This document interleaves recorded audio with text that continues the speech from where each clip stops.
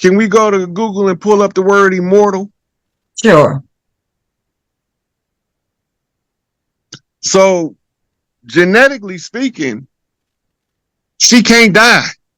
So something happened that made her transition, and cervical cancer would have been one of the things her body would have naturally resisted. So in order for her to die from cervical cancer, there had to be some unnatural outside intervention, or the cancer cell wouldn't have affected Henrietta Lack to her demise. Do that make sense? Yeah. Empress? Yes, it makes sense. Okay, now, so, and they studied her genes. None of her family know it, nor did she know it at the time, but they end up making the discovery later, which made her family petition the courts for relief. Now remember, they courts is designed to give us the runaround if we right. So the discovery that her genes was immortal, well, what do that mean?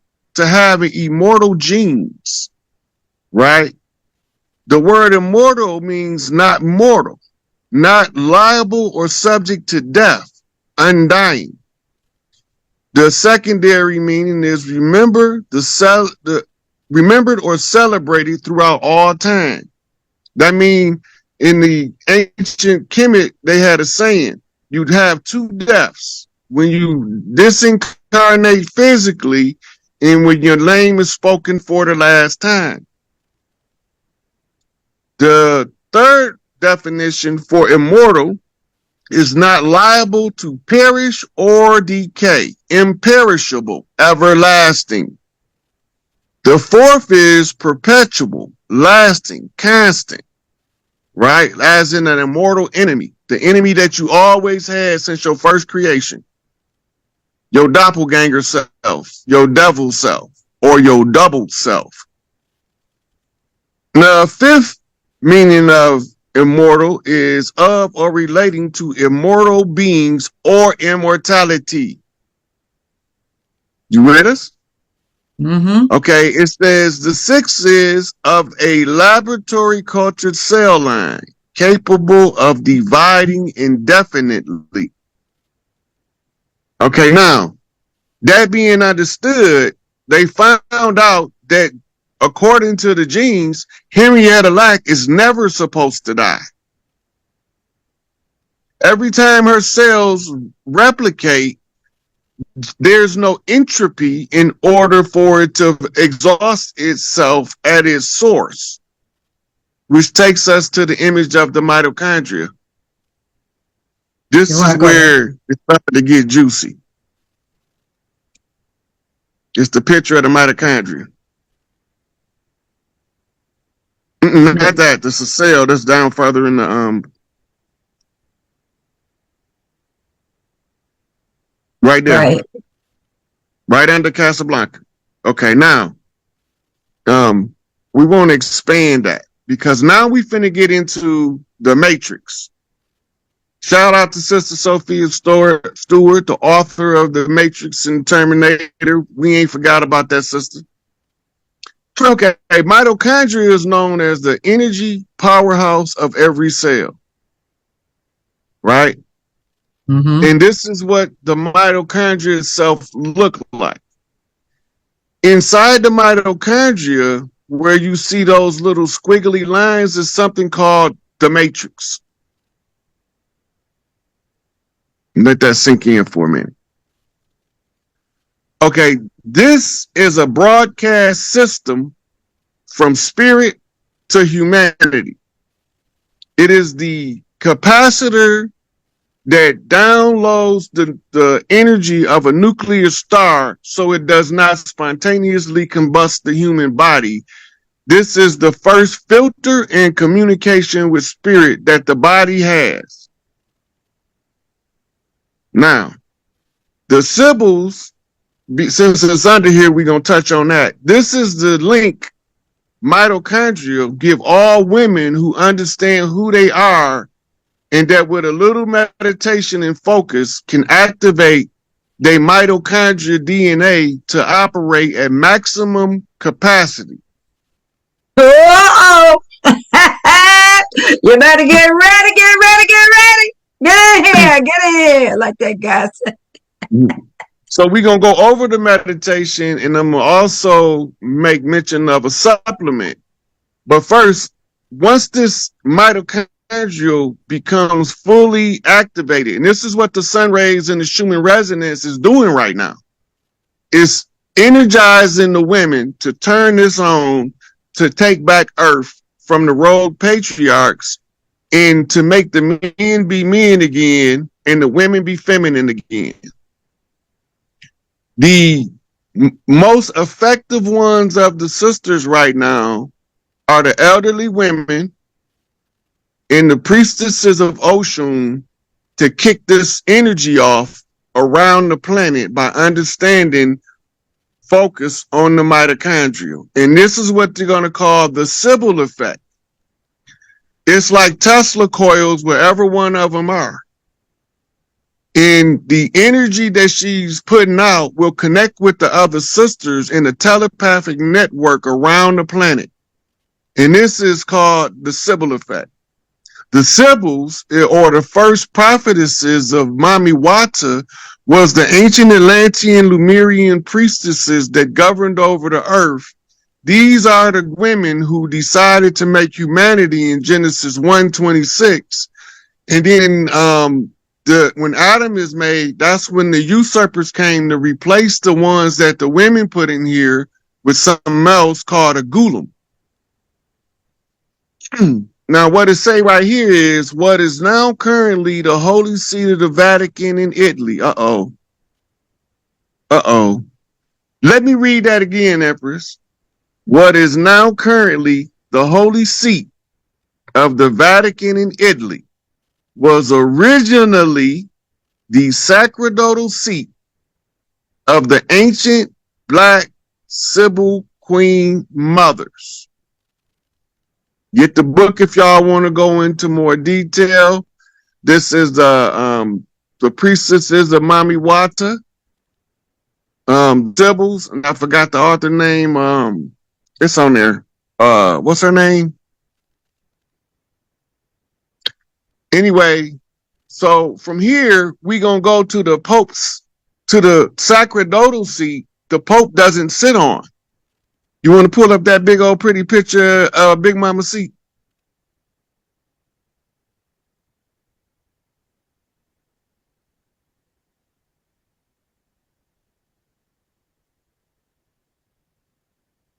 Yep. This seat is suspended above the Pope seat. That's Big Mama's seat. Right? Now, if you look down, you could right directly under it, you can see the top portion of where the Pope sits. The reason the Pope sits there is because he is doing something called Yachabim. He's undermining. He's Jacobing. He's being Jacob to Esau. He's undermining the earthborn, the ruddy red Mississippi walking clay dirt, by blocking Big Mama's seat. Because Big Mama ain't home, he ain't gonna let nobody sit there. And if a man sit in the seat, bring the whole game to an end. That's why it's suspended so high above the ground. Now, the common thing that they tell you is that this is St. Peter's seat. This is not St. Peter's seat, and they'll tell you how we know. We got a picture of St. Peter's seat to show you. Let's show them St. Peter's seat. St. Peter's seat does not even look like this. It's not made like this. The style is different, right? And from the sacerdotal seat of the proper air, we goes to the patriarchal seat of St. Peter. Where is it at? Where is it at? Where is it at? This is St. Peter's seat. If you notice, the chair is in a definite geographical place. Can we blow it up so we can read this, Empress?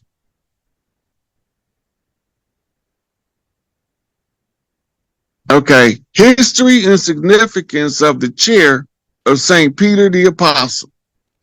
It says the term chair or seat, or a chair of St. Peter the Apostle, pertains to two entities: the physical chair and the spiritual meaning of the chair of the first supreme pontiff, St. Peter the Apostle himself. Now, for those who don't know, Peter is pater, which means father in Greek. This is the father seat of St. Peter, or the fatherly saint, right? Now, it shows you here two different meanings, physical meaning and the spiritual meaning. The physical chair of St. Peter is an ancient ornamental chair that is located in the, I can't see that word, apse of St. Peter Basilica. So now we know that St. Peter's seat is physically located in St. Peter's Basilica, and it's got these velvet ropes around it, Janet Jackson. She told us to look for the velvet rope. Janet Jackson did.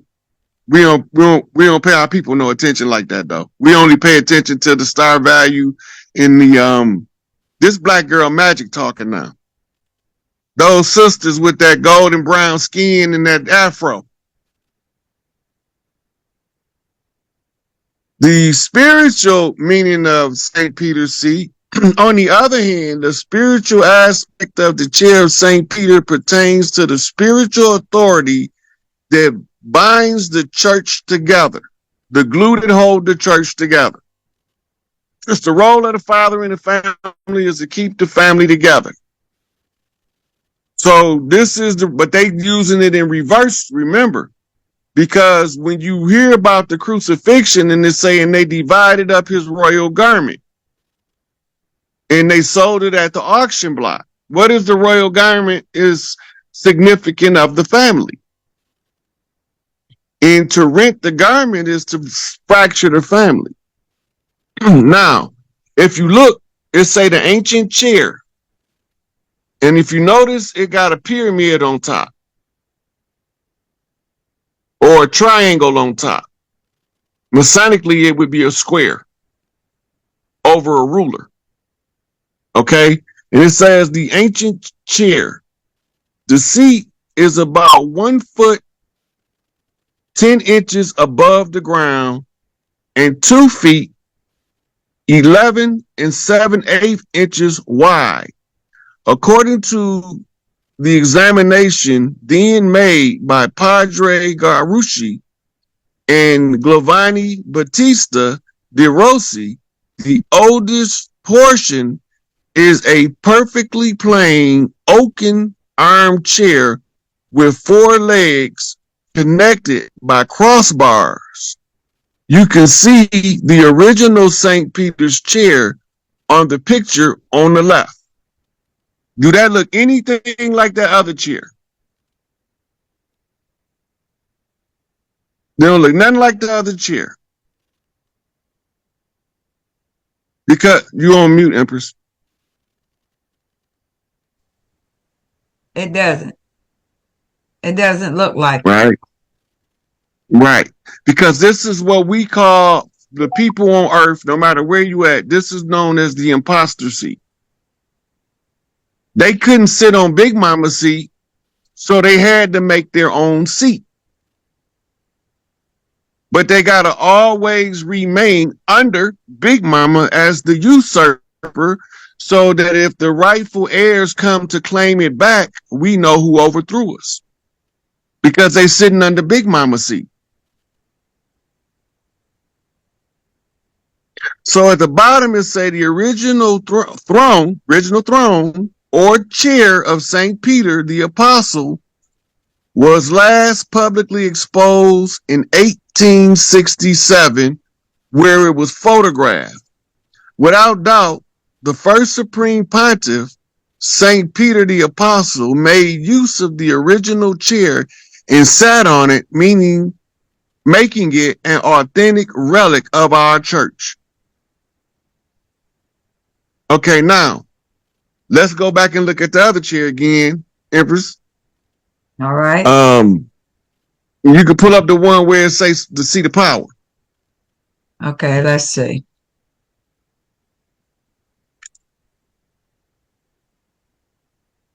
Don't look nothing like it. This is called the sacerdotal seat of the priestesses of Mamiwata, or the daughters of Isis. This is the 13th ruling seat of the 12 lesser seats of the earth realm. Spiritually, Prime Creator sits on this seat. And spiritually, the Father seat is beneath her seat. So they tried to mimic it in the physical, and then they find the rightful heir and put obstacles in their path to prevent the rightful heir with the blood and the right from claiming the sacerdotal seat as the seat of power. Side note, the act of that on this land was carried out by the Empress when she went to Philadelphia, and she sat on the highest seat of power in North, Central, and South America to declare that the matriarchy was returning for what they rightfully owned. And what was also simultaneously taking place in another room while she was sitting on the seat, the other sister was receiving the channel from the elders who had cursed them where they couldn't use that position, and they made a move the capital from Philadelphia to DC, because if they got too close to that seat of power in their false application of power, it would cause an energetic backlash in the spirit realm that would affect them in the earth realm. So they moved it, and then they protected the grounds of DC with sigils. When you listen to people talk about it now, they saying they're Masonic symbols. No, those are sigils used to harness and capture energy in order for them to carry out the artificial means of usurping the power by preventing the women from ever understanding the power that goes with having the mitochondrial rulership rights and inheritable rights of the earth by grandfather clausing the grandmother clause, by having the rightful heir to the father's seat to tell them who is the rightful heir to Big Mama's seat. So when these two heirs act together, Isis raises Horus to the seat of Osiris in order to purge the land of all of the frauds and the imposters. This is called the holy drama in ancient Egypt. All of the earth tribes know the story according to the culture they live in. It's told a little bit different. Over here in Mesoamerica, it's called Popol Vuh. And it's the story of the rise of Quetzalcoatl, right? Or Kulakakan, depending on which culture is telling the story. In order to prove that the rightful heir comes, the father cancels all of the fraudulent contracts, and then the side effect is whatever paperwork is the foundational document, the false system will surrender to the rightful heir. That's the relay, or the changing of the guard, when that takes place. And they have 13 days to get it done. So I, as a chief on this land, coming up with the blood and the right, being the self-raised master, came to tell everybody who the rightful heir is, but I gotta find her first, right? And the only way I can find her is by continuously knocking with the right knock that comes with the right sound. That's how we make the tune become in tuned, which is attuned, which brings us to a tone. A single sound of an alpha male howling at the moon to call for Big Mama to come home.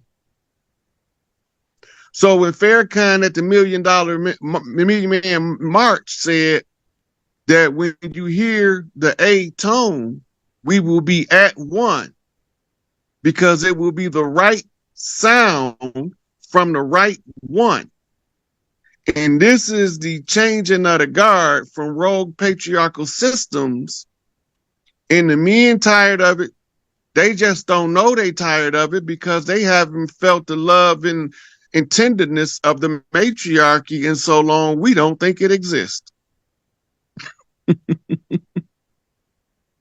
So let's go back to the book, because I want to go back to the we can go start going into the pages now. Let's go back to the cover because I got to read the headers because they're critical. That one right there. Okay, can we blow that up where I can see? Well, I can read it from my book, but the other people won't be able to see it. Okay, you want me to go back to the one that wasn't cut off? You're on the right picture, but the one on the right is the page I'm finna read off of. So this is chapter 13, the seed of Isis as the Laxzi gene. Now, if you notice, IS 44, which is Isis 44, 44 means an angel. Can you see it at the top up there? Yeah. Well, wait a minute. Let me go to the other one.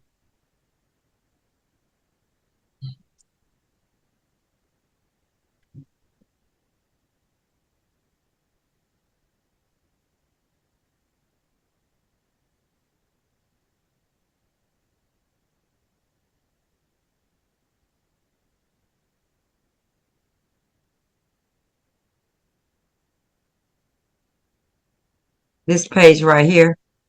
Mm-hmm.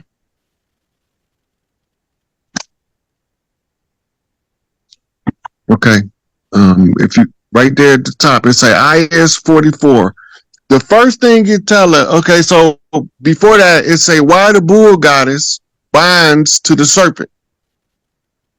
Now notice it says bull and goddess. Bull is masculine, goddess is feminine. Yin and yang. But it says it joins to the serpent. Now it would take us back to the story of Eve in the garden, because Eve means tribal leader. Hawa is her name. It means tribal leader, which means the women was the leader of the tribes way back then. Now, the next thing it say after that is IS 44. Isis give dead king his heart in the middle of earth and fashions him. So this basic statement, Isis gives the dead king his heart, right? In the middle of earth, and fashions him. Now remember, this is the queen mother, which is the mother to the king. So the mother had the Laxzi gene, and she is forming in her womb the rightful heir, because she has heritable blood right of the king to come. This is the story of Isis giving birth to Horus to avenge his father from his uncle Set, who slew his father, chopped him up into 13 pieces, but one piece was missing. Right? This is called the phallic key, right? Which is actually the bottom portion of the Ankh. The top portion alone is called the Ba. Right? And in order for you to have the key, you have to access the right through the Ba and the Ka, which means the body, which is the blood right, and the spirit, which is the spiritual authority granted.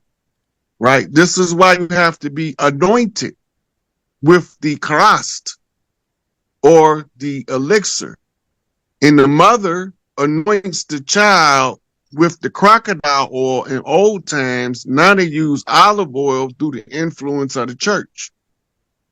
Spiritually, olive oil is an acceptable replacement because it looks like alligator oil that we used to get from Sobek priests who used to ride alligators, and they were the warriors in the Gullah Wars that was fending off the Spanish Armada, and this is what made them chopping down and burning down the trees in Florida all the way to Louisiana.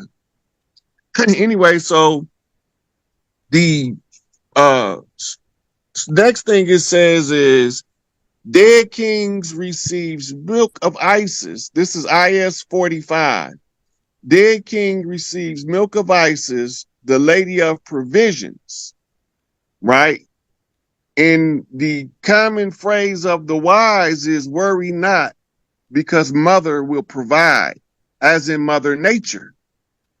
So Isis is the embodiment of Mother Nature on earth in order to raise her son up to defend earth from any threat. IS 46, dead kings take Eye of Horus or 2 bowls of sacred milk. Milky Way reference, right? Now we talking about the mother's milk, we talking the udders or the mammary glands. But these are all codes to decipher what's being discussed. Then it says IS 47, Isis accompanies dead king in Sunbark, which is that ship you've seen as the mothership. Mm-hmm. Isis conceives king and reassembles Osiris. Remember earlier when I was saying that she was forming the child in the womb to take her to his father's seat after his evil uncle Seth, which they're talking about here. Mm-hmm. IS 48. Cream reconciles Horus and Seth and purifies dead king. Right? So we're going to go into it. Objective 8. What evidence is there for the idea that the meta symbol Isis represents lactose metabolism? So you always say you lactose intolerant, you can't drink milk and all of this, but you go into the land of milk or honey and you lactose intolerant. Let that sink in. You go into the land of milk and honey, but you lactose intolerant. Lactose is a milk sugar. And I've never seen a child drinking from his mother's breast have GERDs. It don't happen. But when you use synthetic milk or when you use a milk incompatible like cow's milk, the baby will get GERDs and won't be able to hold the milk down. So then they got to come and get the goat's milk. And the year of the goat is 1967. And the goat is the most feminine sign in the zodiac of the Chinese zodiac. And the goat represents the greatest of all time. And the goat becomes the dragon when the goat realizes who they are in the year of the dragon. 2024 is the year of the dragon. And when Big Mama take her seat, if she's born in the year of the goat, when she take her seat, she becomes the goat dragon or the great dragon or the great returning mother. Right?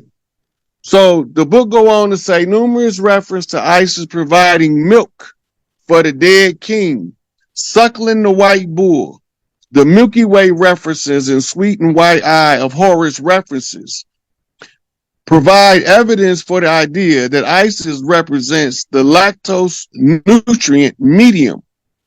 Medium is a thing that go between another thing. So it's a go between two things. These reference points to the operating ancient glycolysis pathway in cells that have pathways for both lactose and glucose energy metabolism. So what we're talking about now is the absorption of energy and the conversion of it through the biological systems is all governed by the mitochondria. This is what this is telling us. Glycolysis evolved billions of years ago when there was hardly any molecular oxygen in our atmosphere. Both anaerobic fermentation and aerobic respiration start with ancient glycolysis pathway, which runs whether oxygen is present or not. That means that an immortal thing don't need oxygen to survive. It can live in an aerobic environment or anaerobic. It says in anaerobic respiration, all steps after glycolysis, such as the Krebs cycle to make ATP, occur in the mitochondria. So the mitochondria is telling the body what it wants in order to produce the energy required to sustain the organism. In other words, spirit converts into an active form using the synthesis of the glucose or the lactose through the mitochondrial conversion of energy. The starting point for glycolysis is normally glucose. In anaerobic conditions, the end product depends on the organism. For example, some microorganisms, like say yeast, brewer's yeast, the end product is ethanol or carbon dioxide, but in higher organisms, now we go to the next page. If you want to pull the next page up, Empress, end product is lactate, which is to produce milk. So the milk that feeds the child in the mother is a side effect or a condensation of the energy of spirit being filtered through the mitochondria, through the mammary gland to produce the milk, which gives life to the child. So this is page 138, the ISIS thesis that we in now, which is the page on the left. I don't know if we can see the whole page, but it says lactose is the predominant sugar in milk. Now keep that sugar in mind, because I'm gonna give y'all a reference and how y'all look up later. It say the pyramid and coffin text point to this idea in the countless Egyptian references to the Milky Way and the mother goddess Isis. The deceased claims that he is Horus, the offspring of Osiris, and is born of Isis. He states he is the white bull whom the milk goddess suckled and is at nurse, meaning currently he's suckling from the great mother, meaning that he's sustained spiritually through the elder goddesses of the earth by their mitochondrial preference. It says perhaps the most convincing connection to lactose metabolism is that Isis is the lady of provisions. Thus we have the claim in the legend of Ra and Isis, that's a Wallace Budge reference, that Isis was a woman skilled in words of power who enabled the dead to live, including Osiris. So this is telling you that it was by the word of the mother Isis that even the father Osiris was allowed to survive, which means he was heritable to mitochondrial, and mitochondrial is the source of all of the energy that he was able to sync through his mother with. The mother then passes her son on through mitochondrial baton pass to the woman that can love him unconditionally, and that's why the queen mother picks the queen for the king to be, because it is through the queen mother that the right to rule is heritable to the father at the father's seat, or the Osirian seat, or the seat of Osiris, right? It goes on to say, in addition, the text state Horus became ruler over Egypt by means of the Soul I, the mistress of the Enneads, meaning the mother of the nine, the lady of all. That means she the mother of Nan, but she governs them all as the lady of all. This idea that the I or genome of the glorious lineage of Horus is whole by means of Isis is found often, suggesting the I is nurtured by lactose metabolism. The I of Seth and the human creation thrive with glucose production, not lactose, which takes us to a book called The Naked Ape.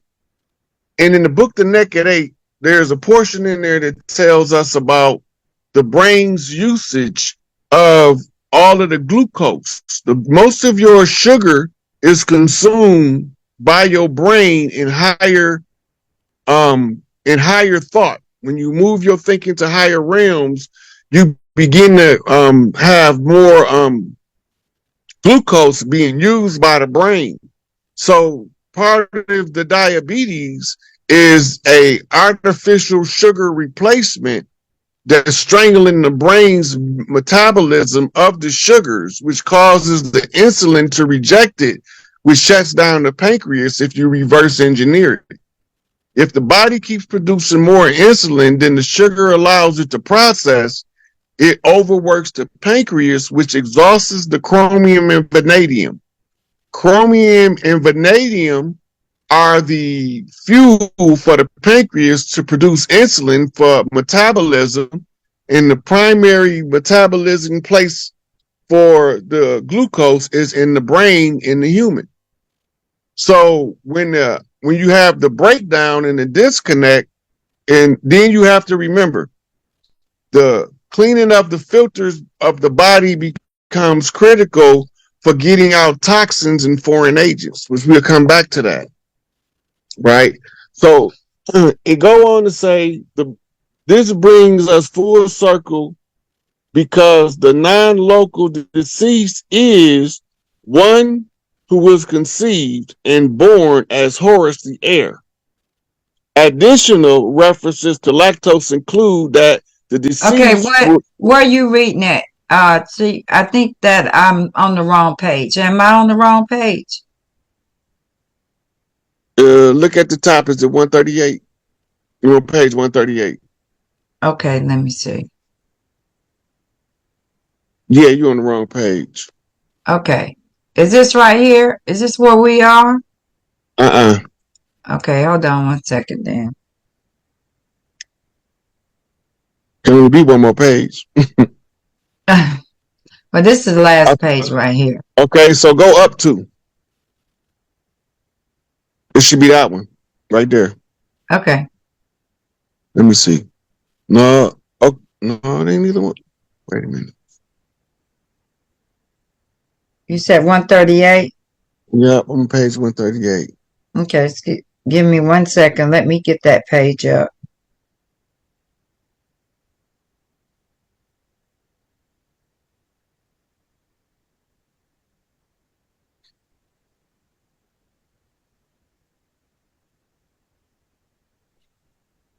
I don't even think I have that page.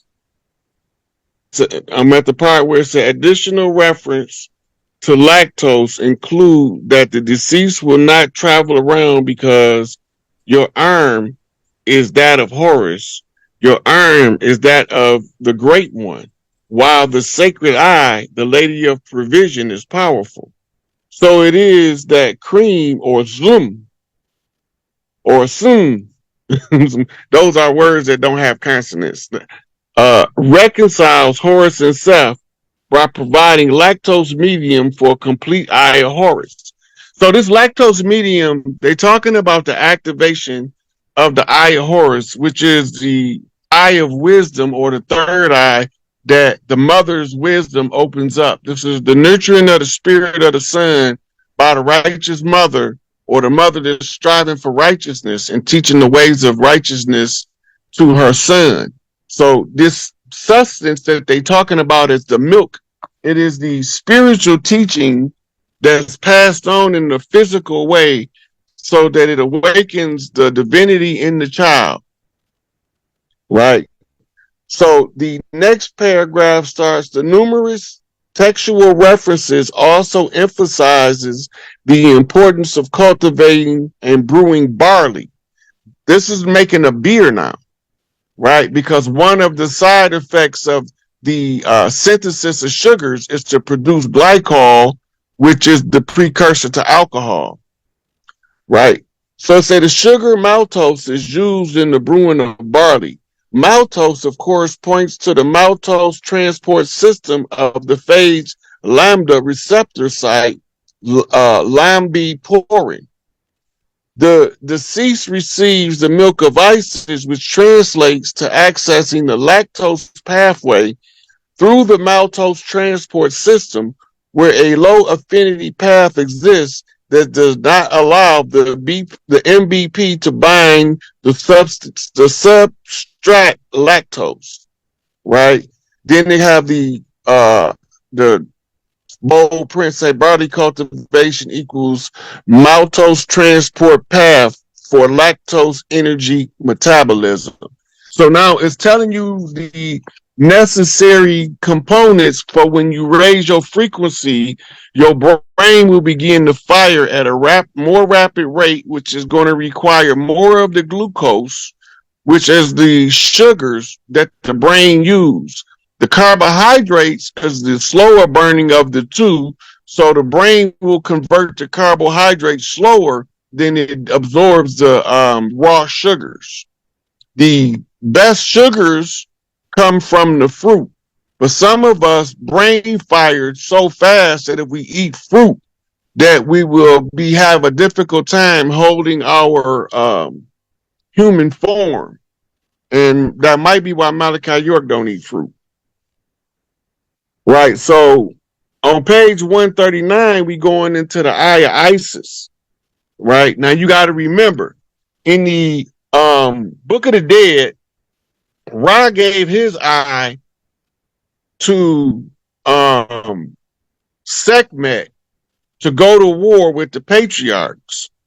But Isis gave her eye to Heru or Horus to redeem his father's seat from a usurper, which was her husband and hers brother. So he was an uncle on his mother and father's side to the seat, and he took it from the father. So the son has to reclaim it by the blood and the right. So he has to open his eye of wisdom, and the brain is called interior gyrus, which allows your communications with spirit to flow. And this is why they say the spirit rain downs on the heads of the people. It's talking about a specific part of the brain in a specific location on the right hemisphere where the spiritual information comes in. Whereas the eye or the right eye is feeding the left brain linear logic, and the spiritual eye, the third eye, is translating with the left eye spiritual data in order to balance the two out, so that the left brain and the right brain work in harmony to produce a full spectrum holographic memory. You have to reconstruct your memory by understanding certain key principles.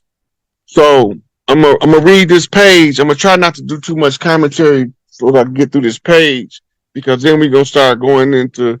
But this is the page I really wanted to get to. Isis is Soul Eye, S-O-L-E, the sacred eye, right? Which is S-O-U-L. The Egyptians, Isis represent the Magna Mater, or the Great Mother, the great creative power nurturing all living things. Nephthys was her twin form in the consort of Seth. Isis's crown consists of a pair of horns, between which a lunar disk, sometimes surmounted by the throne symbol. Recall that the lambda prophage lodges in the host E. coli chromosome at the site of the LAC-Z or B galactosidase gene. While the prophage inserted here, the LAC-Z operon may be inactivated, resulting in a non-functional galactosidase. I want to ask you if you could go back for 1 minute. I just got one question. Is this where they did the E. coli virus? Well, it's a bacteria. Okay. E. coli is a bacteria that's common in intestinal tracts of mammals. Okay. If it go in the wrong side, it produces the illness because in your intestines, your large and small intestines, you have a containment mechanism to contain E. coli, but in your esophagus, in your stomach, you don't have that protection. So the E. coli breaks through the barrier and infects the body as a rogue bacteria that causes illness. Okay, so the E. coli chromosome, is that what you still talking about that? No, we're talking about the LAC-Z gene in the E. coli as a processor. Okay, that's what I just wanted to know. What was E. coli used as? And you answered my question. Okay, we can go ahead. So the E. coli becomes a processor in the intestines to aid in the breakdown of the glucose. Right. So she go on to say, with the prophage inserted here, the LAC-Z operon may be inactivated, resulting in the non-functional galactosidase, which the excretions or removal of the prophage, this gene for lactose metabolism is vacated, leaving an empty seat, or so to speak, an empty throne. So what it's saying is when you don't have the right types of sugar processing in the body, that you can't raise the energy enough to keep the genes active. This is called this is the failing of the mitochondrial in the man that she's describing, versus women can sustain the resonance in mitochondrial. Men need help. Men need help by a counterpart.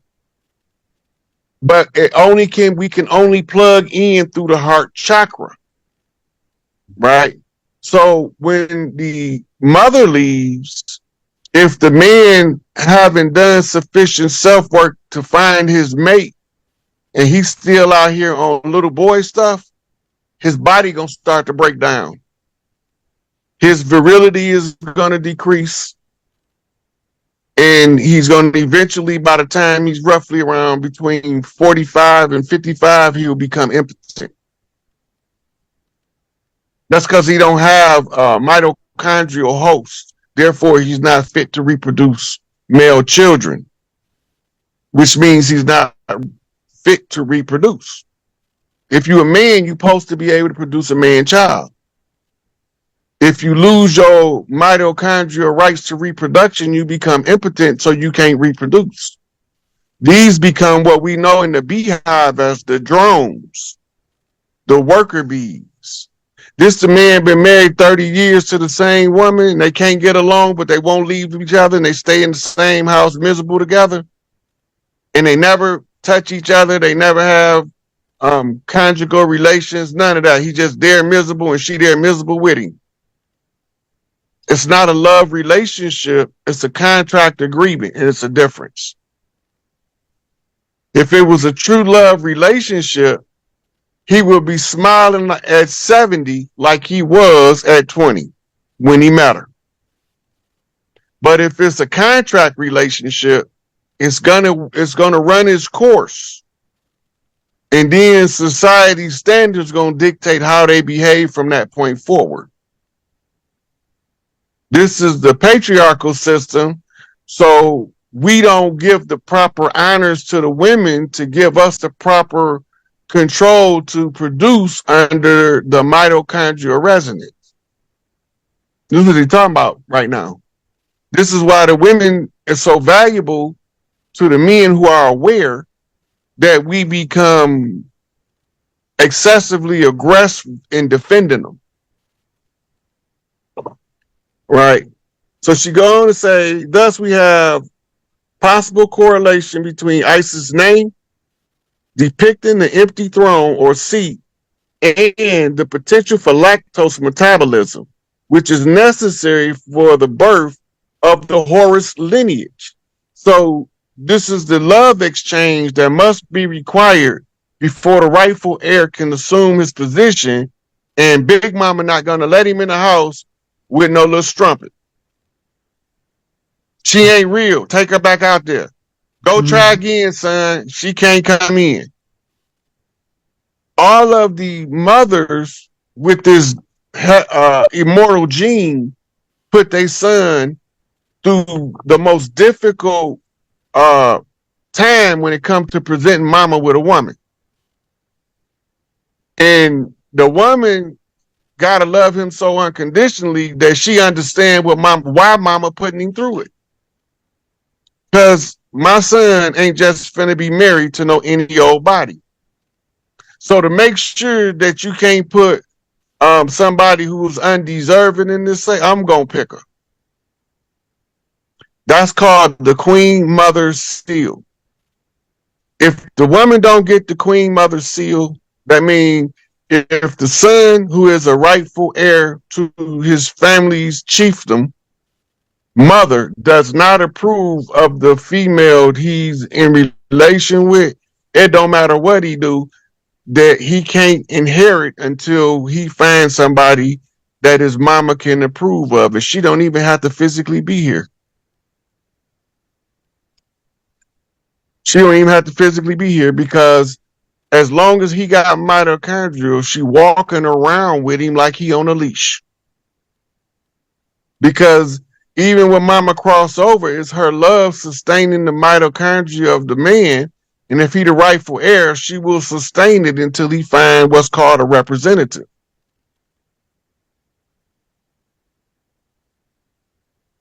So somebody put in the chat, that was a good and someone asked a question too in TikTok. So you go ahead and I don't know if we want to wait until after we finish the presentation, and then we'll go into the Q&A. Well, the only reason I'm reading this because it was directly related.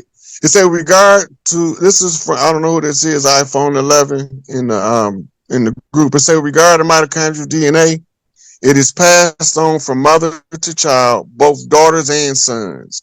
However, and this is where it becomes important to understand everything we're talking about. Only daughters can pass on the mitochondrial DNA because she is lengthening her bloodline. Sons can't do that. Sons contribute to other matriarchal bloodlines depending on the mother they impregnate. So fathers have same mitochondrial DNA as his mother, sisters, and all members of his matriarchal family. The children he sires only have mitochondrial DNA from their mother mitochondrial family. In other words, women carry the bloodlines from beginning to end. So that's why I had to read that, because it goes directly to what we're talking about. And we going through the process by which the physical sugars and the spiritual energies is converging in the mitochondria to produce energy output in order to animate the physical body. And the understanding of the mitochondrial importance to mother and child also gives us the correct understanding of the importance of a mother and father combination in order to have the most functional family possible. And they call that the nuclear family. Mm-hmm. Right? They say that's Chiefess Israel that made that. That was a beautiful commentary on what we're talking about it, because it was directly related, and it's critical importance to know. This is why when she say that the men contribute genetic data to another's mother line, to another mitochondrial heritable stream of DNA. So when we talking about this, what we don't understand is all of the capabilities of mitochondria. Mitochondria scans the genetic material of the Y chromosome. That's important to know, because it's through this Y chromosome that the spirit determines if this male has the DNA that this family can facilitate in reproduction. So when you get a mitochondrial host, one that the mother can say, okay, this is, and I think it's written like this in the Bible. And then a man should leave his mother and father and should cleave to his wife, and they will become one flesh. Right? This is what it's talking about, because he can't leave his mother's house until he find another home with an equivalent heart resonance for the family, which is the mitochondrial reciprocal energy to the Y chromosome being interjected into the family. So we talking about inheritance of royal blood being passed down, but we also talking about how the women under the matriarchy use marriage to make family connections in order to solve problems. So the people who plumbing is always broke, that family's mother gonna look for a plumber for one of her daughters to marry, because that family need a plumber, because they keep having to call for plumbers from other people's family. So she gonna sit, one of the daughters is gonna be born pre-programmed to find a plumber to marry, so that when the plumbing in the family broke, we got a plumber in the family.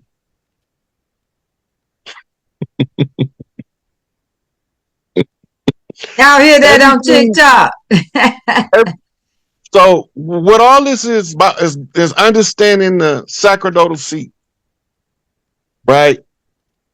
Understanding the mitochondrial right of heritability by exercising their right through mitochondrial or the grandmother clause. The grandfather clause is the clause that tells them that at the solstice, we activate the grandmother clause using the grandfather clause. The first and the oldest contract to Earth is the contract that made Earth a feminine planet. When Earth was made a feminine planet, Mother Nature was the first God placed over Earth. And all things must go and coincide with Mother Nature, lest it be belligerent to all life on Earth. And anything belligerent to all life on Earth, when Big Mama's son come and say Big Mama home, all that stuff have to be systematically removed. It don't belong here. We don't want no more artificial foods. We don't want no plastic food, no laboratory created out of thin air food. We don't want no 3D printed food. We want food the good old fashioned way, natural by nature, according to the laws of nature. Because them the original laws of the great law that Mother Nature laid down for us to follow. And they work best for us because under Mother Nature, we was immortal, but under this patriarchy, Father Nature, we die. This is why it went from Kali Ma, resolving your issues using the agent of time, to the Olympian god Kronos eating his babies. Cannibalism. Cannibalism is the tool used to usurp the matriarchy. The blood rituals and the blood rites is to subjugate the goddesses of the earth. So now you see them shutting down slaughterhouses, catching on fire. Been doing it for the last 5 years in record numbers. Animals in the farms been dropping dead because the heat been killing them because they can't take the solar rays. Those are GMOs. Those are genetically modified organisms. They can't stay here. Right? So the next thing we have to do is walk the women through the power that's in the mitochondrial birthright before we can begin to allow them to all connect. So for some of the sisters that's been doing all of their cleanses and they've been doing a meditation, we come with the focal point. How do you get this mitochondrial to turn up? Can you type PQQ in on Google? This is a critical aspect to raising the mitochondria. Because of the pollutants and the toxins that's been fed to us by the society that's came to replace us, and they failed miserably because here we are taking over. I need you to tell me what it was. You want me to Just look up? It's 3 letters, PQQ.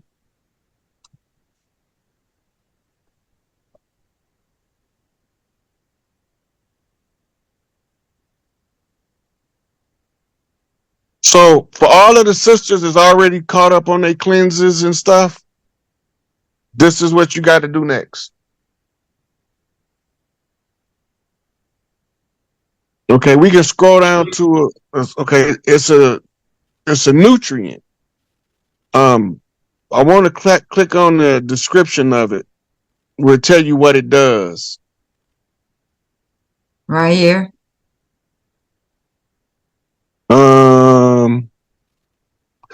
Go to the top and type purpose behind it.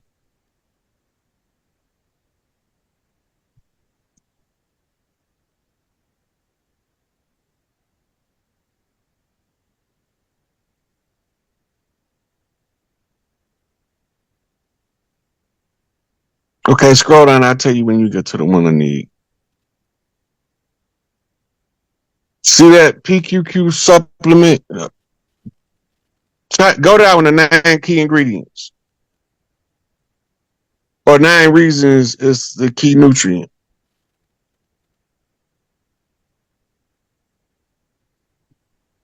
Okay, let's go over this article. What is PQQ? We just gonna start there. No, we can start at the top. It say tiny organs inside your cell. See what it say? Mitochondria. Work hard every day. You're going the wrong way. Right there. Turning the food you consume into energy. But with age, the number of mitochondria naturally declines.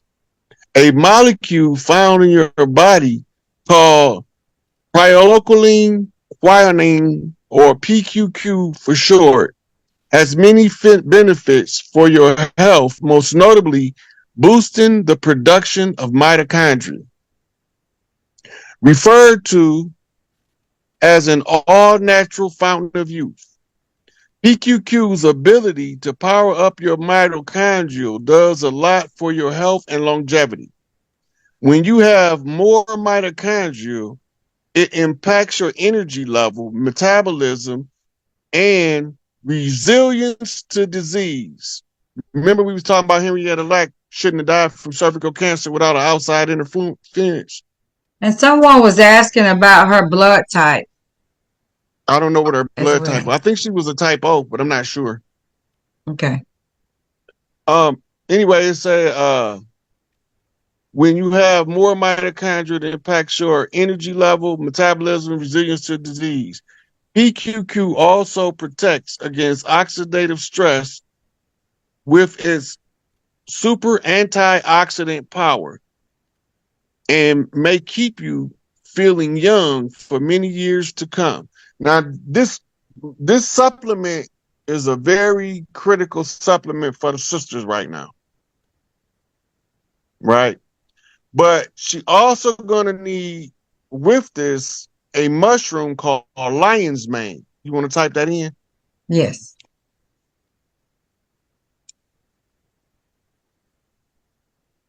So now we're going from study phase of philosophy to the application. So we're going from theory to application to ignite the mitochondrial fuel in the women.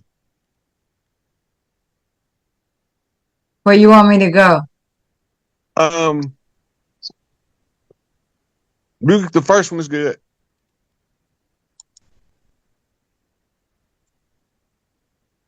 Oh, this is that little box on the side with it even better. Go back a page.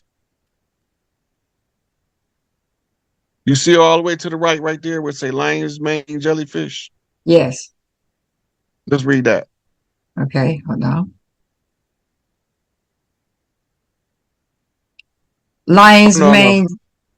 Yeah, that's not it. That's entirely different. Let's go back. Okay. Let's go back to where we was at. We was at the right place. The lion's mane jellyfish, also known as the giant jellyfish. Yeah, that's not the right one. That's okay. About a jellyfish. We talking about the mushroom.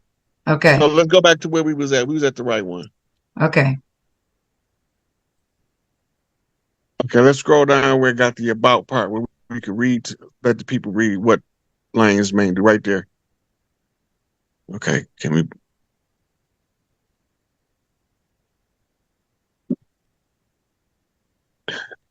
Okay, see what it say? Lion's mane provide cognitive support benefits for healthy brain function.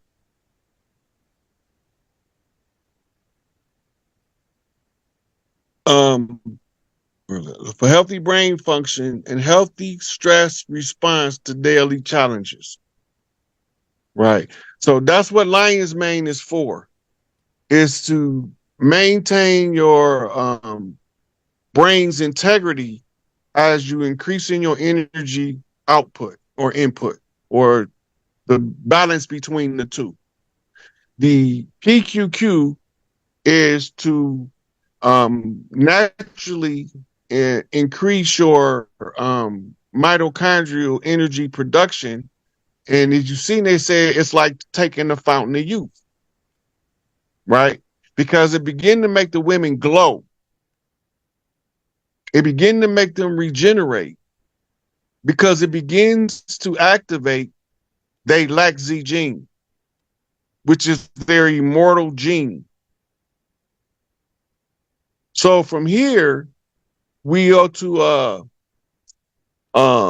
it's a meditation practice. There's several meditations, but you can use whichever meditation you're familiar with.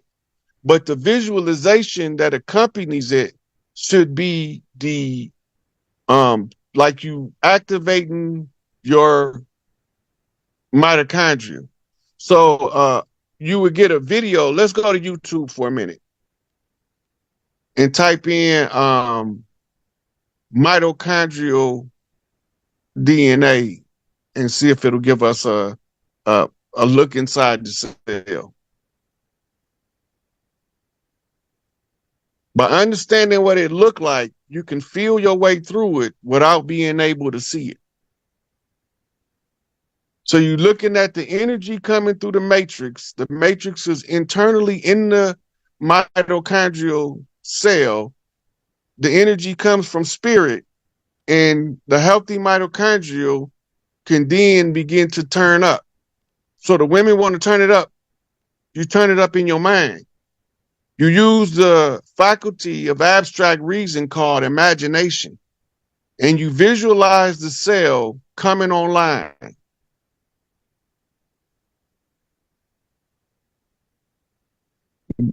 Let's try this little short one right there. What's the shortest one you see?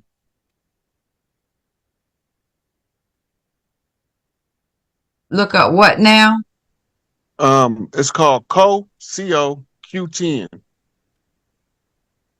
Now, I would advise all of y'all to get an herbalist, because I can't give the individual consult to everybody, but you should go over herbalist to adjust your dosage. And he's probably going to ask you what cleanses you went through already. The most important cleanse is the heavy metal cleanse, because the heavy metals settle at the end of the nerve cells, and when they start firing, it's like it burned the tips of the nerve cells. That's what causes the metal poisonings to kind of cripple people.